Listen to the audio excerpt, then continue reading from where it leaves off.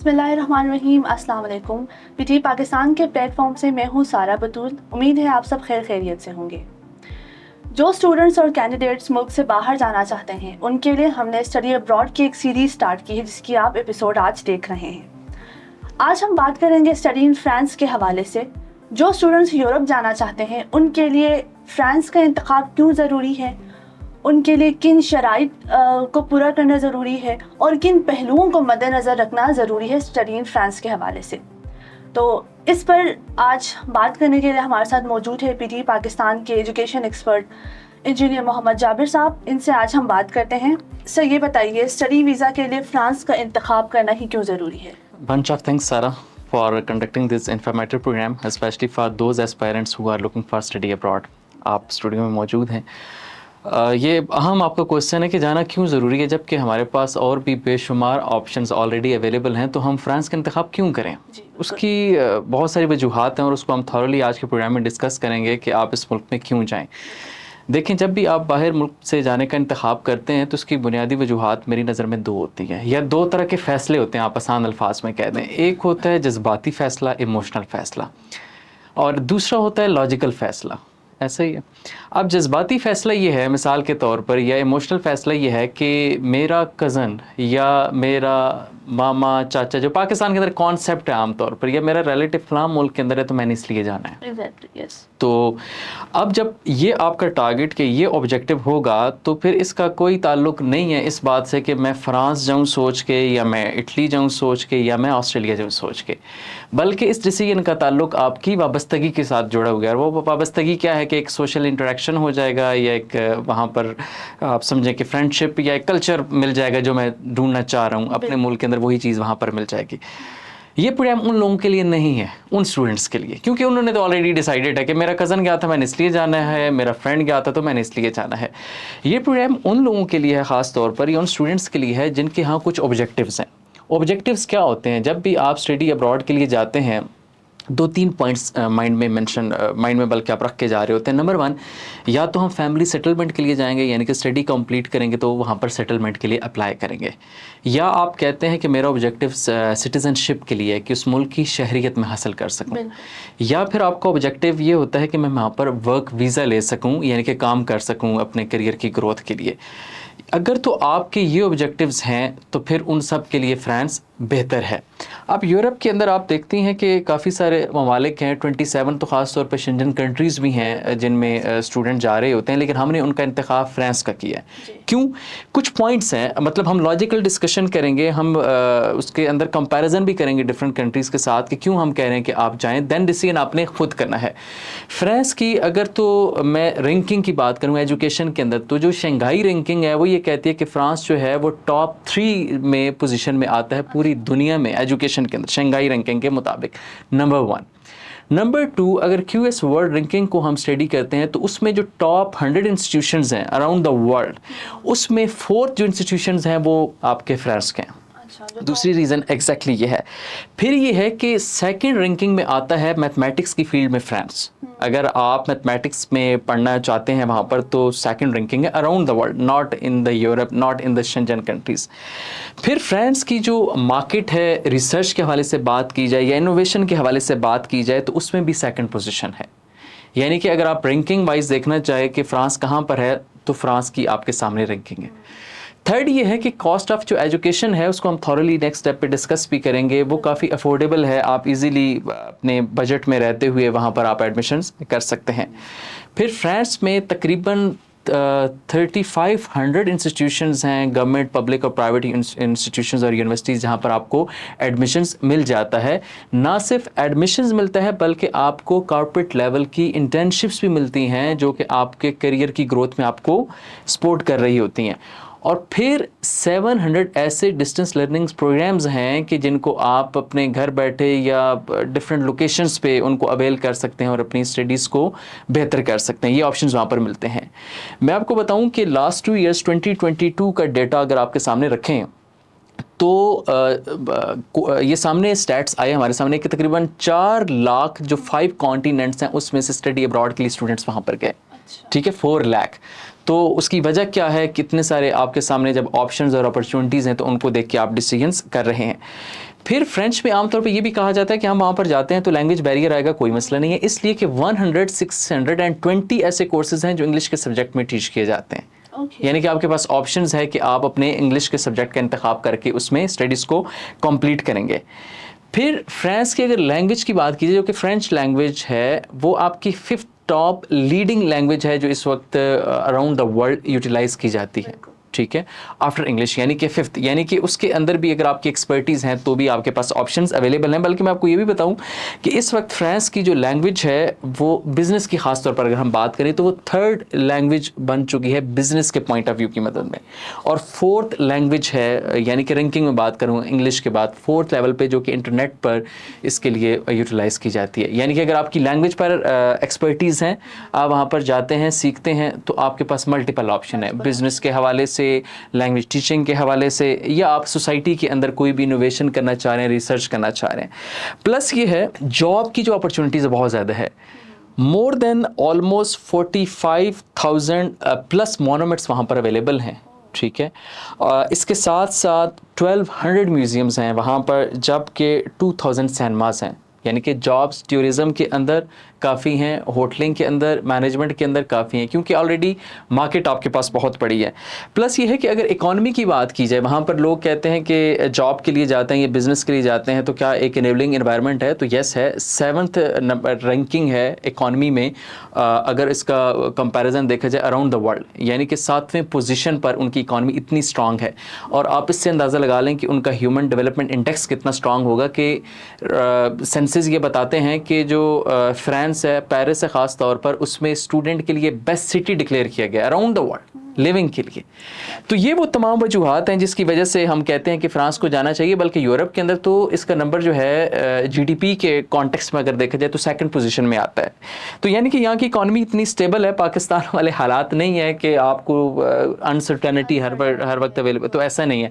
तो ये वो तमाम वजूहात हैं इस सारे कॉन्टेक्स्ट में सामने रखते हुए जिसकी वजह से हमें यूरोप का इंतखाब करना चाहिए और फ्रांस का इंतखाब करना चाहिए। Exactly. क्योंकि सर आपने इतने सारे ऑप्शंस का जिक्र किया और इतने सारे फील्ड्स मौजूद हैं, इतने वर्क अपॉर्चुनिटीज़ मौजूद हैं, तो आप ये बताइए कि इसके लिए एलिजिबिलिटी क्राइटेरिया क्या होगा स्टूडेंट्स के? Exactly. बहुत सारे स्टूडेंट्स जाना चाहते हैं, तो वो एलिजिबिलिटी क्राइटेरिया मालूम करना। पहला मरहला ये होता है कि आपकी अहलियत को चेक किया जाए, आपकी सिलेक्शन होती है या रिजेक्शन होती है। अहलियत के मेयार को चेक करने या जांचने के लिए 7 ऐसे पैरामीटर्स हैं या एस्पेक्ट्स हैं जिनको देख के हम फैसला करते हैं कि ये आया स्टूडेंट एलिजिबल है या नहीं है। वो क्या है? सबसे पहले हम लास्ट क्वालिफिकेशन देखते हैं, आपने कब कंप्लीट की है, भले आपने एफएससी की है या आपने बैचलर किया या मास्टर किया, नंबर 1।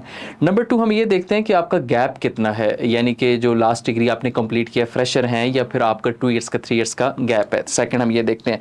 थर्ड हम ये देखते हैं कि आपने जिस कोर्स में अपनी स्टडीज़ को कंप्लीट किया उसके लिए कौन कौन से ऑप्शन उस कंट्री में अवेलेबल हैं जहाँ पर आप जाएंगे। फिर यानी कि आप एरिया ऑफ इंटरेस्ट कह सकते हैं या एरिया ऑफ फील्ड आप कह सकते हैं।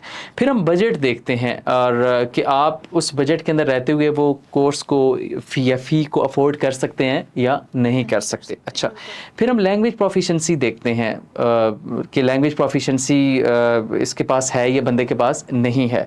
फिर उसके बाद हम मार्क्स देखते हैं, यानी कि क्वालिफ़िकेशन के अंदर आपकी परसेंटेज क्या रही है, और बैंक स्टेटमेंट देखते हैं। ये 6-7 चीज़ें देखने के बाद हम फैसला करते हैं कि आया आप एलिजिबल है या नहीं है। अच्छा, मैं एक छोटी सी एग्जांपल दे दूं कि पाकिस्तान के अंदर जो इस वक्त ट्रेंड है बाहर जाने का, वो यूके में बहुत ज़्यादा है। उसकी वजह वही रिश्तेदार हैं, दोस्त हैं। अगर कहीं का वीज़ा नहीं मिल रहा तो चलें यूके ही चले जाते हैं। लेकिन यूके की सिचुएशन इतनी ज़्यादा हो चुकी है कि वहाँ पर जॉब्स नहीं हैं, सेटलमेंट नहीं है, वर्क वीज़ा नहीं मिल रहे, आप स्पाउस को नहीं लेके जा सकते। काफ़ी उन्होंने इमिग्रेशन पॉलिसी यूके ऑफिस ने चेंज की है कि ऑप्शंस ख़त्म हो रहे हैं। मैं अगर इसका कंपैरिजन करूं यूके को ही सामने रख के, क्योंकि ज़ाहिर है ट्रेंड उधर ही का है, तो हम बता सकते हैं कि यूके में क्यों ना जाएं या फ्रांस में क्यों जाना चाहिए। सबसे पहले जब मैंने बात की कि आपका हम स्कोर देखते हैं कि लास्ट क्वालिफिकेशन के अंदर क्या रहा है। फ्रांस में अगर आपने जाना है तो आप अंडर ग्रेड के लिए अप्लाई कर रहे हैं या ग्रेजुएशन के लिए अप्लाई कर रहे हैं, दोनों सूरतों में अगर आपके 50% मार्क्स हैं तो आप एलिजिबल हैं फ्रांस के लिए, राइट। वेयर एज अगर हम यूके की बात करते हैं तो आपके मिनिमम 60% मार्क्स होने चाहिए। तो इसका मतलब है कि एक बंदे के अगर मार्क्स कम आ गए तो वो फ्रांस जा सकता है, नंबर 1। नंबर 2, अगर आप अंडर ग्रेड की बेस पे अप्लाई कर रहे हैं फ्रांस में तो आपका 4 ईयर्स तक का गैप एक्सेप्टेबल है फ्रांस में। वेयर एज यूके में अप टू 2 ईयर्स है, उससे ज़्यादा का गैप नहीं है। यानी कि आपने डिग्री कंप्लीट की है तो उसके बाद 2 ईयर्स का गैप है तो आप यूके में जा सकते हैं, उससे ज़्यादा का गैप है तो आपके पास कोई चांस नहीं है, जबकि you have an option in the UK. Number 3, अगर आपने मास्टर के लिए अप्लाई करना है तो 10 ईयर्स तक का गैप एक्सेप्टेबल है, ठीक है, आपके फ्रांस में। जबकि हम यूके की बात करें तो 7 ईयर्स तक का मोस्टली यूनिवर्सिटीज़ होती हैं। 3 चीज़ों की। 4th ये है कि आपको इंग्लिश लैंग्वेज रिक्वायरमेंट की ज़रूरत नहीं है, आपको कोई PTE टेस्ट या आइल्स पास करने की ज़रूरत नहीं है, जो कि आपको यूके में होती है। यानी कि आप MOI के बेस पे, मीडियम ऑफ इंस्ट्रक्शन जिसे कहते हैं, जो यूनिवर्सिटी या आपका इंस्टीट्यूट आपको लेटर इशू कर देता है, उसके बेस पे आपका एडमिशन हो जाता है, ठीक। तो ये वो पॉइंट्स हैं जिसको हम देख के, यानी कि एलिजिबिलिटी की बात कर रहा हूँ, फैसला करते हैं कि ये बंदा सेलेक्ट करने के काबिल है या रिजेक्ट। तो आप भी अपने इन्हीं पॉइंट्स को देख के फैसला करें कि आप क्या इस एलिजिबिलिटी या क्राइटेरिया पर पूरा उतरते हैं या नहीं। अगर आप उतरते हैं तो ठीक है, आपको अप्लाई करना चाहिए। लेकिन ये एलिजिबिलिटी यहीं तक सिर्फ महदूद नहीं है, आगे जाके हम बैंक स्टेटमेंट की बात करेंगे, बजट की बात करेंगे, वो तमाम पॉइंट्स को अपने माइंड में रख के आप खुद अपनी असेसमेंट कर सकेंगे कि क्या करना चाहिए। तो सर इस सारे प्रोसेस के लिए जो डॉक्यूमेंट्स की रिक्वायरमेंट हमारे पास होती है वो क्या क्या है? हाँ, ये एक अहम पॉइंट्स है। किसी भी कंट्री में जब आप अप्लाई कर रहे हैं किसी भी कोर्स के लिए तो डॉक्यूमेंटेशन एक मैंडेटरी स्टेप्स होता है कि कौन कौन सी उस गवर्नमेंट की या इंस्टीट्यूशंस की रिक्वायरमेंट है जो आपको फुलफिल करनी होती हैं। 8 टाइप्स ऑफ डिफरेंट डॉक्यूमेंट्स हैं which we need to fulfil when we are applying for France study visa. Number 1, आपकी एक पासपोर्ट साइज़ का पिक्चर होनी चाहिए, नंबर 1 एक ये है। नंबर 2, आपके पास CV होनी चाहिए और CV का एक पर्टिकुलर इनका फॉर्मेट है, यूरोपैस उसे CV बोलते हैं, वो होनी चाहिए, ठीक है। और नंबर 2। नंबर 3, एजुकेशनल जो डॉक्यूमेंट्स हैं they are all attested by MOFA, ministry of foreign affairs से अटेस्टेड होने चाहिए, और और IBCC से। ये नंबर 3 रिक्वायरमेंट है। नंबर 4, आपका पासपोर्ट वैलिड होना चाहिए और इसकी जो वैलिडिटी है मिनिमम 6 मंथ तो होनी ही चाहिए, ठीक है। नंबर 5, 2 रेफरेंस लेटर्स होने चाहिए, आपके जो इंस्टीट्यूशन होता है, यूनिवर्सिटी होती है, वहाँ से आप बनवा लेते हैं, ये आपके पास होने चाहिए। फिर आपके पास एक्सपीरियंस लेटर होना चाहिए इन केस अगर आपका गैप, अगर आप कहते हैं मेरे पास 2 ईयर्स का गैप है, तो उस गैप को जस्टिफाई करने के लिए you need to present the experience certificates के आपने एक एक्सपीरियंस किया और इसकी वजह से ये गैप बना, ये 4 ईयर्स का, ये 5 एग्जैक्टली, ठीक है। Number 6। Number 7, proof of source of income you need to present, ठीक है, कि आप जब अप्लाई कर रहे हैं तो आपने बताना है कि आपके पास इनकम आई कहाँ से, भले आपने जॉब करते हैं या बिजनेस करते हैं। अच्छा, इसमें ये भी एक पॉजिटिव पॉइंट बताऊं, यूके के साथ हम कंपैरिजन कर रहे थे। यूके में ये होता है कि आपके जो कैंडिडेट है उसकी बैंक जो है स्टेटमेंट होना ज़रूरी है। वेयर एज आप फ्रांस में अप्लाई करें, आपकी सिस्टर की बैंक स्टेटमेंट है तो भी आप एक्सेप्टेबल है, भाई की है तो भी है, मदर की है, फादर की है, आपका जो ब्लड रिलेटिव है उसकी रिलेशन आपका हो एक्सेप्टेबल है। ये भी आपको बेनिफिट है जो कि आपको यूके के अंदर ये ऑप्शन नहीं है, ठीक। फिर बैंक स्टेटमेंट जो है वो आपको जस्ट 3 मंथ्स की चाहिए होती है, और 3 मंथ्स की जो बैंक स्टेटमेंट है ऑलमोस्ट ये 10,000 यूरो बनती है, 3 मिलियन की, वो एक्सेप्टेबल होती है। तो ये वो रिक्वायरमेंट्स हैं, अगर ये सारे डॉक्यूमेंट्स आपके पास हैं तो भी आप एलिजिबल 3 मंथ्स बाद you can withdraw the G after getting the visa, ठीक है। सो सर इसमें कितने इंटेक्स होती हैं और उनकी डेडलाइंस वगैरह क्या होती हैं? एग्जैक्टली, फ्रांस के अंदर 2 इंटेक्स होती हैं, एक सितंबर की इंटेक है और कुछ बल्कि सब्जेक्ट्स जो हैं वो ऑफर अक्टूबर में भी होते हैं। तो हम कह सकते हैं कि सितंबर अक्टूबर की इंटेक है जिसकी डेडलाइन हमारे पास जुलाई के एंड तक होती है, यानी कि जुलाई के एंड तक आप सितंबर इंटेक के लिए अप्लाई कर सकते हैं। दूसरी इंटेक हमारे पास जैन की आती है, जनवरी की आ रही होती है। तो जनवरी की जो इंटेक है उसकी डेडलाइन हमारे पास दिसंबर के एंड तक होती है, आप अप्लाई कर सकते हैं। तो सर इसकी जो मुकम्मल कॉस्ट होती है वो कितनी होती है? एप्लीकेशन से लेकर वीज़ा अप्रूवल से वीज़ा आने तक जितने भी स्टेप्स हैं उनमें जो फ़ी इन्वॉल्व होती है। अच्छा, ये भी बड़ा आपने एग्जैक्टली दिलचस्प आपने मेरे सामने पॉइंट रखा है, और अगेन हमारी रिसर्च भी आपके सामने है। अगेन मैं यूरोप को यानी कि फ्रांस को यूके के साथ कंपैरिजन करूंगा ताकि आपको ये फ़र्क पता चल सके कि इनका फ़ी स्ट्रक्चर कितना डिफरेंस है, यानी कि कितनी कॉस्ट सेविंग हम कर सकते हैं, कितने कम बजट में फ्रांस जा सकते हैं। इसका जो फ़ी का ब्रेकडाउन है वो मैं आपसे सारा डिस्कस कर लेता हूँ कि टोटल एक्सपेंस अगर एक बंदा पूछना चाहता है कि कितना आता है तो उसमें 6 to 7 स्टेप्स हैं जहाँ पर कॉस्ट इनकी इन्वॉल्व होती है। एक तो ये है कि जब हम अप्लाई कर रहे होते हैं फ्रांस के लिए तो उसमें आपको फर्स्ट ईयर की फ़ीस सबमिट करनी होती है, कंप्लीट फ़ी फर्स्ट ईयर की। फॉर एग्जांपल अगर आप अंडर ग्रेड के लिए अप्लाई कर रहे हैं तो उसकी फ़र्स्ट ईयर की फ़ी ऑलमोस्ट 8,000 यूरो होती है, ठीक है। आपने फर्स्ट ईयर की फ़ी कम्प्लीटली सबमिट करके पाकिस्तान से जानी है। अगर आप मास्टर के लिए अप्लाई कर रहे हैं तो ऑलमोस्ट 11,000 या 12,000 यूरो होती है, वो आपने फर्स्ट ईयर की फ़ी कंप्लीट सबमिट करके यहाँ पे जानी होती है। अब हम यूके के साथ कंपैरिजन करते हैं। यूके ये कहता है कि आपने फर्स्ट ईयर की फ़ी के साथ इनिशियल डिपॉजिट की ऑप्शन देता है। इनिशियल डिपॉजिट क्या होता है कि मिनिमम जो आपकी फ़ी होती है, यूके की मैं बात करने लगा हूँ, किसी भी यूनिवर्सिटी की मिनिमम 12,000 पाउंड होती है, उससे कम नहीं है, 12,000 पाउंड। और अगर हम 12,000 पाउंड को डिस्कस करें कि पाकिस्तान में कितना बनता है तो ऑलमोस्ट 40 से 45 लाख बनता है।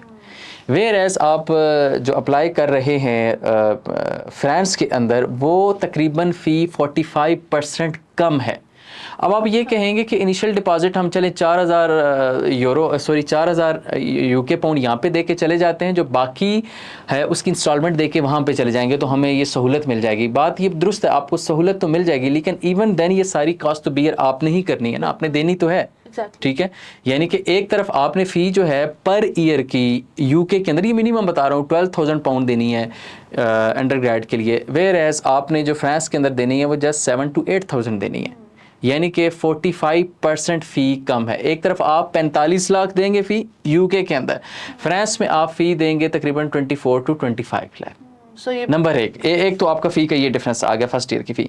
दूसरा ये है कि यूनिवर्सिटी की जो एप्लीकेशन फ़ी होती है वो 100 यूरो देनी होती है आपको फ्रांस के अंदर, ठीक है, और ऑलमोस्ट 30,000 बनती है, और ये नॉन रिफंडेबल होती है जब हम अप्लाई कर रहे होते हैं। थर्ड जो हमारे पास फ़ी आती है वो एम्बेसी की अपॉइंटमेंट की फ़ी आती है जो जस्ट 9 यूरो होती है, ठीक है। फोर्थ पेज जो है वो एम्बेसी फ़ी आती है जो कि 100 यूरो होती है फ्रांस की। अगर इसका कंपैरिजन किया जाए यूके के साथ, तो यूके की जो फ़ी है वो 460 पाउंड है, यानी कि 460 पाउंड का मतलब है 1,63,000, और जो आपकी एम्बेसी की फ़ी है और वीज़ा अपॉइंटमेंट दोनों की मिला के है वो तकरीबन 32,000 और 33,000 है। जस्ट इतना बड़ा ह्यूज आपका डिफरेंस है। फिर आपकी जो हेल्थ इंश्योरेंस है, आप यूके के जब अप्लाई कर रहे होते हैं वो ऑलमोस्ट 1035 है पाउंड, ठीक है, 1,035 पाउंड है, और ये जो फिगर्स बनते हैं वो 3,67,000 बनते हैं। इसको इंश्योरेंस हेल्थ सरचार्ज बोलते हैं यूके में। आप अगर इसका फ्रांस के साथ कंपैरिजन करते हैं तो फ्रांस में जो फ़ी है वो जस्ट 200 यूरो है, सॉरी, यानी कि 60,000 है। तो आपके पास यहाँ पर भी फ़ी को आप अपनी कॉस्ट को सेव कर सकते हैं। फिर इसकी जो प्रोसेसिंग फ़ी है, यानी कि इस कंप्लीट केस को प्रोसेस करने की, यानी कि कंसल्टेशन फ़ी अगर कोई हमसे पूछता है जो पीटी पाकिस्तान चार्ज करता है वो जस्ट 50,000 है, यानी कि स्टार्ट से लेके एंड वीज़ा एंड प्रोसेस तक ये कर रहा होता है। अच्छा, फिर बैंक स्टेटमेंट की बात करें तो बैंक स्टेटमेंट अब यूके जैसे है। यूके ये कहता है कि आपकी जो बैंक स्टेटमेंट है वो रिमेनिंग फ़ी होनी चाहिए। रिमेनिंग फ़ी से मुराद ये है कि जितना आपने इनिशियल डिपॉजिट सबमिट किया, फॉर एग्जांपल 4,000 आपने इनिशियल डिपॉजिट किया, 12,000 टोटल फ़ी थी फर्स्ट ईयर की, तो वो रिमेनिंग फ़ी प्लस आपकी जो लिविंग कॉस्ट है उन दोनों को ऐड करके आपने बैंक स्टेटमेंट बनानी है, और वो 70-80 लाख बनती है, ठीक है। वो आपने प्रेजेंट करनी है 28 डेज़ की। फ्रांस में जब हम आते हैं, फ्रांस ये कहता है कि आपकी जस्ट 10,000 यूरो जो है वो हमें चाहिए 3 मंथ्स की, लास्ट 3 मंथ्स की बैंक स्टेटमेंट, यानी कि ये बनती है ऑलमोस्ट 3 मिलियन, ठीक है। तो 3 मिलियन बैंक स्टेटमेंट इजीली आप कर सकते हैं, वेयर आपको 7 to 8 मिलियन की देनी पड़े। और फिर ये भी है कि आप अपने बहन की, भाई की, मदर फादर की, किसी की बैंक स्टेटमेंट आप सबमिट कर सकते हैं। तो ये अगर आपके पास ऑफ कॉस्ट जो आपके सामने ब्रेकडाउन मैंने रखा है इसको अफोर्ड कर सकते हैं तो भी आप एलिजिबल है, ठीक है, यूके के साथ कंपैरिजन करते हुए, क्योंकि यूके जाने का रुझान बहुत ज़्यादा है जी। सर, तो सर काइंडली ये भी बताइए कि वहाँ जाने के बाद जो लिविंग एक्सपेंसेस होते हैं स्टूडेंट्स को, जो एग्जैक्टली लिविंग एक्सपेंसेस के अंदर भी ब्रेकडाउन है। अब लिविंग एक्सपेंसेस के अंदर 5-6 चीज़ें शामिल होती हैं कि लिविंग एक्सपेंस है किसका। आपकी अकोमोडेशन आ जाती है, आपकी फूड आ जाती है, ठीक है, आपकी लॉन्ड्री आ जाती है, आपकी स्टडी मटेरियल आ जाता है, आपकी ट्रांसपोर्टेशन आते हैं, मिसलिनियस आ जाती है। ये 5 चीज़ें मिल के आपकी लिविंग कॉस्ट को डिफाइन कर रही होती हैं। वंस अगेन यूके की तरफ आते हैं। यूके के अंदर अब 2 तरह की लिविंग कॉस्ट है, या तो लंदन में रहते हैं आप या फिर आउटसाइड लंदन रहते हैं। अगर लंदन में रहते हैं तो आपकी तकरीबन जो लिविंग कॉस्ट आती है वो तकरीबन 1300 पाउंड तक आती है। मैं आपको एक्जैक्टली फिगर बता देता हूँ, और ये जो फिगर्स है वो यूके होम ऑफिस के हैं, उनकी गवर्नमेंट के हैं, कि अगर लिविंग एक्सपेंस यूके के अंदर लंदन में रह रहे हैं तो लंदन में है 1334 कॉस्ट है, यानी कि 1334 पाउंड है, पाकिस्तानी बनती है 4,73,000 पर मंथ आपकी लिविंग कॉस्ट है। आप आ जाए फ्रांस के अंदर, फ्रांस जो है वो पेरिस है इनका फेडरल, ठीक है, कैपिटल। फ्रांस अगर कैपिटल में भी रहते हैं तो 1000 यूरो से लेके 1300 यूरो तक है मैक्सिमम, और ये बनती है 3,95,000। इसके अंदर भी 1 लाख का डिफरेंस है, ये मैक्सिमम बता रहा हूँ। अगर आप आउटसाइड जैसे कि लंदन में रहते हैं, मैनचेस्टर में रह रहे हैं, ब्रेडफोर्ड में रह रहे हैं, ठीक है, तो उसकी कॉस्ट कितनी बताती है यूके होम ऑफिस? 1023 1023 आपका ऑलमोस्ट एक्सपेंस आता है पर मंथ, और ये पीकेआर में देखें तो 3,63,000 बनता है।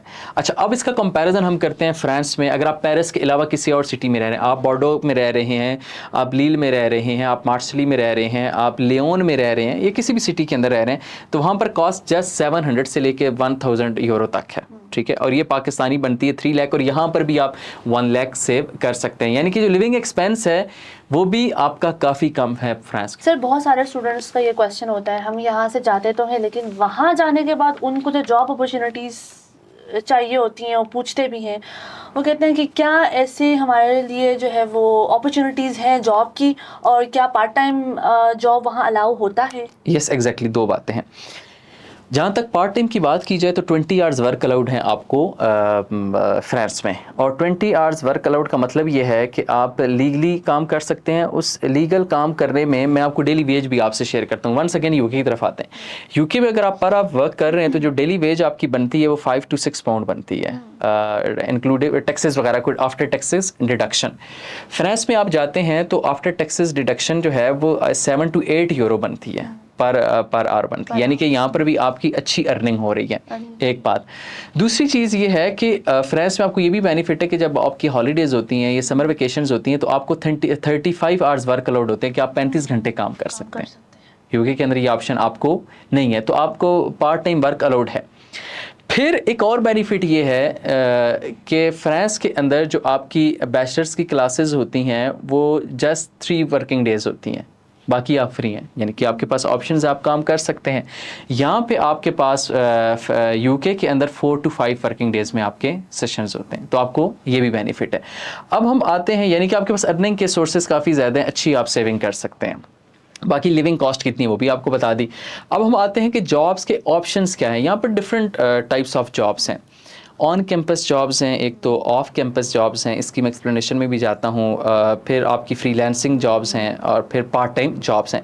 ऑन कैंपस जॉब्स के अंदर जाते हैं तो आपको यूनिवर्सिटीज़ के अंदर इंटर्नशिप्स ऑफर होती हैं, ठीक है, और वो 3 मंथ्स की भी होती हैं, 6 मंथ्स की भी होती हैं। ऑन कैंपस जॉब्स के अंदर आपको लाइब्रेरी असिस्टेंट की जॉब मिल जाती है, रिसर्च असिस्टेंट की जॉब मिल जाती है, आपको एडमिनिस्ट्रेटिव सपोर्ट की जॉब मिल जाती है, ट्यूटरिंग की जॉब मिल जाती है। ये वो जॉब्स हैं तमाम तर जो आपको इंस्टीट्यूट के या यूनिवर्सिटी या कॉलेज के अंदर ही मिल जाती हैं। एक तो ऑप्शन आपके पास ये है। अच्छा, फिर ऑफ कैंपस आपके पास जॉब्स आ जाती हैं। ऑफ कैंपस आपके पास रिटेल की जॉब आ जाती है, किसी शॉप पे आप या किसी मॉल में या किसी बोतीक वगैरह में रिटेल्स में। टूरिज़्म की जॉब आ जाती है। टूरिज़्म बहुत ज़्यादा आपको पता है फ्रांस के अंदर, और one of the best cities in the world अगर आप टूरिज़्म के लिए जा रहे हैं। टूरिज़्म में फिर आपको गाइड टूर के तौर पे आप वहाँ पर चले जाते हैं, होटलिंग के अंदर चले जाते हैं, ठीक है, वेटर्स के अंदर, सर्विंग के अंदर चले जाते हैं। फिर आपको टीचिंग्स की जॉब मिल जाती हैं, ऑफ कैंपस की बात कर रहा हूँ। कस्टमर सर्विसेज की जॉब मिल जाती हैं, कॉल सेंटर्स की वगैरह की, ये जॉब्स आ गई। फिर आपकी जो पार्ट टाइम जॉब्स हैं वो उबर ईट्स की जॉब्स हैं, आपकी डिलीवरी की जॉब्स हैं, ठीक है, वो आप जॉब्स कर सकते हैं। और फ्रीलांसिंग करना चाहें तो फ्रीलांसिंग के अंदर आप वेब डेवलपमेंट कर सकते हैं, आप राइटिंग स्किल्स हैं वो आप जॉब कर सकते हैं, इसके अलावा ग्राफिक डिज़ाइनिंग कर सकते हैं। तो मल्टीपल आपके पास जॉब्स की अपॉर्चुनिटीज़ वहाँ पर अवेलेबल हैं। तो जॉब्स का ऐसा वहाँ पर कोई इशू नहीं है। ठीक है। फिर जो कैंडिडेट्स जो हैं वो स्पाउस को लेकर जाने में इंटरेस्टेड हैं, उनके लिए क्या मौके हैं? अच्छा, जहाँ तक स्पाउस का ताल्लुक है, ड्यूरिंग स्टडीज़ तो you are not allowed to go with the spouse. भले आप मास्टर के लिए जा रहे हैं या ग्रेजुएशन के लिए जा रहे हैं, स्पाउस के साथ वहाँ पर आप अलाउड नहीं है। लेकिन जब आपको PSW मिलता है स्टडीज़ को कंप्लीट करने के बाद, फिर आप PSW में अपने स्पाउस को लेके जा सकते हैं, और आपको यहाँ पर 1 ईयर का PSW मिलता है। भले आप 3 इयर्स का बैचलर को कंप्लीट करके जाएँ, या आप 1 ईयर का मास्टर 2 इयर्स का मास्टर कंप्लीट करें, तब भी आपको 1 ईयर का PSW मिलता है। अच्छा, फिर यूरोप का जो एजुकेशन सिस्टम है, फ्रांस का अगर एजुकेशन सिस्टम स्ट्रक्चर की मैं बात करूँ, यहाँ पर 3 डिफरेंट स्ट्रक्चर्स हैं, जिसको मैं तीनों को बता देता हूँ। एक आपका बैचलर आता है, सेकंड आपका मास्टर आता है और थर्ड आपका डॉक्टरेट आता है। जो आपका बैचलर होता है ये 3 इयर्स का प्रोग्राम होता है और इसको L1, L2 और L3 कहते हैं, लाइसेंस 1, लाइसेंस 2, यानी कि first year, second year, third year. अच्छा, 3 इयर्स आता है और हर एक के अंदर 30 क्रेडिट आवर्स होते हैं और हर 30 क्रेडिट आवर्स का एक सेमेस्टर होता है, ठीक है। यानी कि साल के अंदर अगर 2 सेमेस्टर ना तो आपके 60 क्रेडिट आवर्स होते हैं, ठीक है। और अगर 3 इयर्स की आपकी डिग्री है तो आप मल्टीप्लाई बाय 6 कर लें तो 180 क्रेडिट आवर्स की आपका बैचलर बनेगा 3 इयर्स का। अच्छा, फिर दूसरा ये कि इस तरह अगर मास्टर है तो मास्टर के अंदर 2 इयर्स है, M1 और M2, इसके अंदर 4 सेमेस्टर्स आते हैं। तो 4 सेमेस्टर्स का मतलब है कि आप 30 यानी कि 60 120 क्रेडिट आवर्स इसके अंदर है। फिर आपका डॉक्टरेट 3 इयर्स की डिग्री होती है, यानी कि ये टोटल क्रेडिट आवर्स अगर देखे जाएँ, एजुकेशन सिस्टम देखा जाए तो ये 8 इयर्स का होता है, 480 क्रेडिट आवर्स का होता है। अच्छा, यूरोप का ये भी बेनिफिट है फ्रांस के अंदर ख़ास तौर पे कि एक बंदा है यहाँ पर बैचलर कर रहा है, BS ऑनर्स कर रहा है जो कि 4 इयर्स की होती है, लेकिन आप सेकेंड ईयर में हैं तो आप डायरेक्ट थर्ड ईयर में वहाँ पर अप्लाई करके डिग्री कंप्लीट कर लें, कर सकते हैं। ठीक है। आपके पास ये भी ऑप्शन है, यानी कि क्रेडिट आवर्स भी आप शिफ्ट कर सकते हैं। तो स्पाउस का मैंने आपको बता दिया कि आपको जब PSW मिलता है तो आप उस दौरान तब बिल्कुल लेके जा सकते हैं। सर यहाँ पे जो वर्क वीज़ा और सेटलमेंट होती है उसके फिर क्या चांसेस होते हैं? यस, एक अहम क्वेश्चन है। स्टार्ट में हमने कहा कि मकसद सेटलमेंट और सिटीजनशिप है, तो फिर उसको समझना ज़रूरी है। जैसे कि मैंने बताया कि भले 3 इयर्स की आप डिग्री कंप्लीट करते हैं बैचलर की या मास्टर की 2 इयर्स की आप कंप्लीट करते हैं, दोनों सूरतों में 1 इयर्स का आपको PSW मिलता है, पोस्ट स्टडी वर्क मिलता है। अब जब आपको पोस्ट स्टडी वर्क मिलता है, यहाँ पर आपको बेनिफिट ये भी है जो कि UK में नहीं है कि या तो आप जॉब कर लें या जॉब के साथ आप बिज़नेस भी कर सकते हैं, आप इनिशिएटिव ले सकते हैं, बिज़नेस का भी स्टार्टअप कर सकते हैं। आपके पास दोनों ऑप्शंस होते हैं, UK में आप नहीं कर सकते। अच्छा, अब आपको 1 ईयर का जब मिल जाता है, PSW मिल जाता है जिसको पोस्ट ग्रेजुएट वर्क परमिट कहते हैं। इस दौरान अगर तो आपको जॉब मिल जाती है तो जॉब मिलने के बाद भी यहाँ पर 2 तरह की वीज़ा टाइप आती हैं, यानी कि मैं उनको भी एलैबोरेट कर लेता हूँ। एक वो आती है वीज़ा जो कि लोग स्किल्ड वर्कर होते हैं उनके लिए होती है। स्किल्ड वर्कर, उनको टैलेंट पासपोर्ट कहते हैं, for highly skilled worker visa होता है। यानी कि आपकी अगर एक्सपर्टीज़ हैं, आप IT एक्सपर्ट हैं, आप मैनेजमेंट साइंसेस के एक्सपर्ट हैं, डॉक्टर्स हैं, या किसी भी शोबे के एक्सपर्ट हैं, तो आप उसके लिए अप्लाई कर सकते हैं टैलेंट पासपोर्ट के लिए। एक तो ये है। अच्छा, अगर आप स्किल्ड वर्कर नहीं हैं और आपकी एक्सपर्टीज़ किसी स्पेसिफिकली फील्ड के अंदर नहीं है तो फिर आपके पास आता है एम्प्लॉयमेंट ऑन असाइनमेंट वीज़ा, फिर आप उसके लिए आते हैं। अच्छा, दोनों में से कोई भी आपको अगर वीज़ा ग्रांट हो जाता है PSW के दौरान, ठीक है, जो आपको 1 ईयर का मिला हुआ था, तो यही जो 1 ईयर का वीज़ा होता है ये एक्सटेंडेबल हो जाता है जब तक आपका जॉब कॉन्ट्रैक्ट है, या अगर आपने बिजनेस कर लिया है तो आपका ये वर्क परमिट आपको 1 ईयर का एक और मिल जाता है। तो यानी कि एक बंदे ने अगर 3 इयर्स की डिग्री कंप्लीट की, उसको 1 ईयर का PSW मिला, PSW को एक्सटेंड हुआ, उसको वर्क वीज़ा में चेंज हो गया, तो टोटल कितने 5 इयर्स आपके पूरे हो गए। जैसे ही यूरोप में 5 इयर्स कंप्लीट होते हैं फ्रांस के अंदर, तो आप ऑटोमेटिकली एलिजिबल हो जाते हैं फॉर PR, जिसको परमानेंट रेजिडेंसी कहते हैं, ठीक। परमानेंट रेजिडेंसी के लिए बड़ा आसान सा उन्होंने फार्मूला रखा हुआ है कि 5 साल आपने पूरे कर लिए, तो अब 5 साल पूरे करने के बाद आपने 2 प्रूफ वहाँ पे देते हैं। एक तो आपने सफिशिएंट इनकम का प्रूफ देना है कि आप इतना कमा लेते हैं कि इजीली आपके लिविंग एक्सपेंस मीट करते हैं।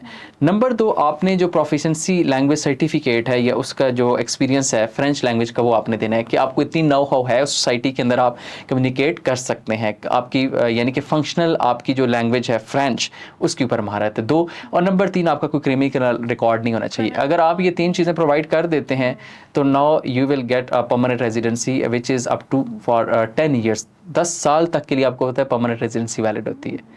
आप अपने स्पाउस को लेके जाएं, वहाँ पे रहें, बिजनेस करें, और परमानेंट रेजिडेंसी के दौरान ही विदिन 1 और 2 ईयर्स के लिए आप एलिजिबल हो जाते हैं सिटीजनशिप के लिए। और सिटीजनशिप के लिए बहुत इजी रिक्वायरमेंट है, आपको प्रूफ ऑफ इंटीग्रेशन देना होता है, गुड कैरेक्टर देना है, और लैंग्वेज प्रोफिशिएंसी फ्रेंच की बतानी है, और इनकम सर्टिफिकेट बताना है, और आप एलिजिबल हो जाते हैं। अब ये जो परमानेंट रेजिडेंसी है और जो सिटीजनशिप है, इसके दरमियान फ़र्क क्या है कि अगर एक बंदा परमानेंट रेजिडेंट है, वो सिर्फ वोट कास्ट गवर्नमेंट में नहीं कर सकता, बाकी तमाम पर्क्स और बेनिफिट्स उसको मिल रहे होते हैं। तो ये आपको तमाम तरह बेनिफिट्स हैं। जो बंदा PR के लिए अप्लाई करना चाह रहा है, या जो बंदा सिटीजनशिप के लिए अप्लाई करना चाह रहा है, या जो कम कॉस्ट पे जाना चाह रहा है स्टडी करने के लिए, फ्रांस बेहतर है। तो सर, अगर हम बात करें वीज़ा एक्सेप्टेंस और वीज़ा रिजेक्शन की जो रेशो है यहाँ पे, उस हवाले से आपने अहम क्वेश्चन है जी। बहुत सारे लोग कहेंगे जी वीज़ा अप्लाई करते हैं तो रिजेक्ट हो जाएगा तो क्या नुकसान होगा? नुकसान तो है। देखिए, 2 सूरतें हैं। एक ये कि आप रिस्क ही ना लें, और दूसरी ये है, और बैठे रहें। देखिए मैं एक एग्जांपल चलें देता हूँ। पाकिस्तान से लोग अप्लाई करते हैं किसी भी कंट्री के लिए, चलें ऑस्ट्रेलिया के लिए अप्लाई करते हैं, यूके के लिए अप्लाई करते हैं, या कनाडा के लिए अप्लाई करते हैं परमानेंट रेजिडेंसी के लिए। ऐसे ही है। क्या उनको पता होता है कि मैं जो अप्लाई कर रहा हूँ मुझे 100% परमानेंट रेजिडेंसी मिल जाएगी? नहीं। वो तो अपनी स्किल्स के असेसमेंट पे, अपनी एलिजिबिलिटी के असेसमेंट पे अप्लाई करते हैं कि चलो मैं एलिजिबल हूँ तो अप्लाई कर देता हूँ। अच्छा, वो एलिजिबिलिटी उनकी एजुकेशन होती है, क्वालिफिकेशन होती है, एक्सपीरियंस और लैंग्वेज स्किल्स होती है, इनकी बेसिस पे वो अप्लाई करते हैं। अब जब वो अप्लाई करते हैं तो उनकी कॉस्ट भी इन्वॉल्व होती है। फॉर एग्जाम्पल उन्होंने पीटी का टेस्ट दिया, कॉस्ट इन्वॉल्व हुई, उन्होंने वेटेसिस या असेसमेंट करवाई अपनी डॉक्यूमेंटेशन की अपने होम कंट्री से, या जिस कंट्री में अप्लाई कर रहे हैं वहाँ की काउंसिल से, वो कॉस्ट इन्वॉल्व हुई। आपने एक्सप्रेशन ऑफ इंटरेस्ट सबमिट किया, उसकी कॉस्ट इन्वॉल्व हुई, ये सारी कॉस्ट इन्वॉल्व हुई। क्या इसके पास चांसेस हैं 100% के आपका वीज़ा लग जाएगा? नहीं लगता, लेकिन आप कोशिश करते हैं। अच्छा, बेशुमार लोग अप्लाई करते हैं, वीज़ा रिजेक्ट होता है। स्टडी वीज़ा के लिए लोग अप्लाई करते हैं, कनाडा में रिजेक्ट होता है। हाँ जी, रिजेक्ट होता है। आप ऑस्ट्रेलिया में अप्लाई करते हैं, सब कुछ होने के बावजूद, एलिजिबल होने के बावजूद अप्लाई करते हैं, रिजेक्ट होता है। ऐसे ही है। मैंने PR की एग्जांपल दी, वर्क वीज़े की दी, आपका रिजेक्ट हो जाता है। तो यानी कि 100% तो कहीं भी नहीं। अगर आप मुझे कहेंगे कि 100% चांसेस हैं, so I am not the authorised person ना फॉर वीज़ा इशूइंग। ऐसे ही है। मैं आपको गारंटी नहीं देता। अगर कोई कंसल्टेंट आपको कहता है, एजेंट कहता है, तो ऑब्वियसली ये झूठ है, ऑब्वियसली गलत बयानी है, कि उनके पास तो वो पावर्स ही नहीं है कि आप वीज़ा किसी को इशू करें। वो तो वीज़ा ऑफिसर्स की डिपेंड करता है, ये उनकी गवर्नमेंट के है कि उनका कितना उनके पास कोटा है, ये कितने स्टूडेंट्स को इनटेक को ले रहे हैं। हमारे पास नहीं है, एक चीज़। दूसरा ये है कि चांसेस हम बता सकते हैं कि 50-60% चांसेस होते हैं आपकी वीज़ा रेशो की, अगर आप बात करें, और उसको ही आप देख के अप्लाई कर रहे होते हैं। वरना दूसरी सूरत ये है कि चुप करके आप बैठे रहें, कुछ भी ना करें, रिस्क भी ना लें और ऑप्शंस को अवेल भी ना करें। एग्जैक्टली। तो जहां आप अप्लाई करें वहां रिस्क तो इन्वॉल्व। ऑब्वियसली। अच्छा, रिस्क कितना इसके अंदर, नुकसान क्या होगा? चलें हम इसको डिस्कस कर लेते हैं। 100 यूरो जो एप्लीकेशन फ़ी होती है यूनिवर्सिटी की, वो आपकी वेस्ट होती है, यानी कि 30,000। और जो प्रोसेसिंग चार्जेस हैं PT पाकिस्तान के, अच्छा हमारी कंसल्टेशन फ्री है। कंसल्टेशन से मुराद कि आपको हमने जो कोर्सेज बताने हैं यूनिवर्सिटीज़ के या एडमिशन क्राइटेरिया, वो सब फ्री है। कंसल्टेशन यानी कि मुशावरत आप कह सकते हैं। प्रोसेसिंग जो हमने सारी करनी है उसके 50,000 चार्जेस होते हैं when we are going to start your process. First step पे हम चार्ज कर देते हैं, यानी कि ये आपके नॉन रिफंडेबल होते हैं, यानी कि 50 ये और 100 यूरो, यानी कि 80,000 आपका ऑलमोस्ट हम कह सकते हैं ये लॉस है। एक तरफ या तो ये लॉस बियर कर लें, या आप रिस्क ही न लें, या हाँ ये रिजेक्शन के केसेस में, या आप दूसरी सूरत है ऑप्शन जो अवेल ही ना करें, आप बैठे रहें, आप इंतज़ार करें, यही अपना टाइम वेस्ट करेंगे। और पाकिस्तान के अंदर अनफॉर्चुनेटली यही हो रहा है। बिल्कुल सर, आपने भी एक प्रोफाइल असेसमेंट का जिक्र किया था, उसका क्या तरीक़ाकार है और उसमें हम उसके थ्रू कैसे अप्लाई हम करें? जैसे कि मैंने लास्ट में भी बताया है कि हम असेसमेंट फ्री करते हैं, कंसल्टेशन फ्री देते हैं। तरीक़ाकार क्या असेसमेंट का, आपने सारा ये अगर प्रोग्राम सुन लिया है तो आपको पता होगा, एक तो आप एलिजिबल हैं या नहीं है। बिल्कुल। अगर आप एलिजिबल हैं इन सारे पॉइंट्स को मद्देनज़र रखते हुए, तो अब नेक्स्ट स्टेप आपकी हमने असेसमेंट करके आपको ऑप्शन देने के कौन सी यूनिवर्सिटी या कॉलेज है, उसकी फ़ी क्या है, कौन सा प्रोग्राम है और कौन सा कोर्स है। ये 4-5 चीज़ें हमने आपको आपके प्रोफाइल के अकॉर्डिंगली बताने हैं। तो प्रोफाइल के असेसमेंट के लिए आपने हमसे क्या शेयर करना है, आपने हमें जस्ट CV भेजना है। उस CV के अंदर 4 चीज़ें मेंशन होनी चाहिए। नंबर 1, आपकी लास्ट क्वालिफिकेशन कौन सी है, और उस लास्ट क्वालिफिकेशन की कंप्लीशन डेट भी सामने मेंशन होनी चाहिए कि कंप्लीट हुई कब है। नंबर 2, अगर कोई गैप हो तो गैप उसके अंदर मेंशन होना चाहिए, ठीक है। नंबर 3, आपके पास अगर लैंग्वेज स्किल्स हैं, अच्छी बात है, नहीं अभी तो MOI वगैरह जैसे कि मैंने बताया है वो आपका एक्सेप्टेबल है, ये होना चाहिए। नंबर 4, जो आपके सब्जेक्ट हैं, यानी कि जिस कोर्स में आपने अपनी स्टडीज़ कंप्लीट की हैं, उस कोर्स का ड्यूरेशन वहाँ पर मेंशन होना चाहिए कि 1 साल की डिग्री थी, 2 साल की या 3 साल की थी, ठीक है। और परसेंटेज आपकी क्या रही है, GPA। ये 3-4 चीज़ें आपकी मस्ट मेंशन होनी चाहिए। आप अपना CV भेज दें। CV के बाद नेक्स्ट स्टेप ये होता है असेसमेंट का, हम कंप्लीट डॉक्यूमेंट्स आप हमें सबमिट करते हैं जो कि सिंगल PDF में होते हैं। हमारे पास कंप्लीट डिटेल्स आ जाती हैं, उनको देख के हम ऑप्शंस हमारी जो कंसल्टेंसी टीम है वो उनसे शेयर कर देती है। तो ये असेसमेंट का तरीका होता है। आप पूरे पाकिस्तान से कहीं भी हैं, कोई इशू नहीं है। वैसे तो हमारे इस्लामाबाद में ऑफिस है और पिंडी में ऑफिस है, आ सकते हैं, वेल एंड गुड, नहीं कोई मसला नहीं है। आप ऑनलाइन प्रोसेस भी हमारा ये इनिशिएट करवा सकते हैं घर बैठे हुए। तो ये आप डॉक्यूमेंट्स भेजेंगे, असेसमेंट करके हमारी टीम आपको बता बातें की। तो ये तरीक़ाकार है। तो सर आपने इतनी ज़्यादा अच्छी इन्फॉर्मेशन हमें आज प्रोवाइड की और इतनी ज़्यादा अपॉर्चुनिटीज़ के बारे में स्टूडेंट्स को आगाह किया। अगर आप इस सारे प्रोग्राम के जो दौरानियों को अगर आप चंद अल्फाज में जो है वो इसका खुलासा या समरी आप बिल्कुल, कंक्लूजन ये है कि एंड पर कहना चाहेंगे? इस सारी गुफ्तगू के बाद स्टूडेंट ये कहता है कि टोटल खर्चा कितना आएगा, एक्सपेंस कितना आएगा। आसान अल्फाज में ये है कि अगर किसी के पास 2 से 3 मिलियन के दरमियान बजट है तो वो जा सकता है। 2 से 3 मिलियन के दरमियान, ठीक है, एक। और अगर किसी का गैप बैचलर का 4 साल का है या मास्टर का 10 ईयर का है, वो भी जा सकता है। वो भी जा सकता है। आसान अल्फाज में ये, बाकी पूरा प्रोग्राम सुनेंगे। अगर आपके कोई भी क्वेश्चन हो तो आप हमारी टीम से कांटेक्ट कर सकते हैं। और पीटी पाकिस्तान ना सिर्फ आपको कंसल्टेंसी सर्विसेज देता है बल्कि आपको पीटी टेस्ट के हवाले से भी सर्विसेज प्रोवाइड कर रहा होता है, जिसमें आपके एग्ज़ाम की रजिस्ट्रेशंस हैं, पीटी टेस्ट की प्रिपरेशन है, ऑनलाइन है, ऑन कैंपस है, फिर आपके मॉक एग्ज़ाम की असेसमेंट है, उनको कंडक्ट करना है, और फिर वीज़ा काउंसलिंग है। तो ये तमाम सर्विसेज आप हमसे अवेल कर सकते हैं। Thank you so much sir for this amazing session, और बहुत इंफॉर्मेटिव सेशन था ये। तो नाजरीन बहुत बहुत शुक्रिया आपका हमसे जुड़े रहने के लिए, और मज़ीद मालूमात के लिए आप पीटी पाकिस्तान की वेबसाइट www.ptpakistan.com पर जाके आप मालूमात हासिल कर सकते हैं। बहुत शुक्रिया।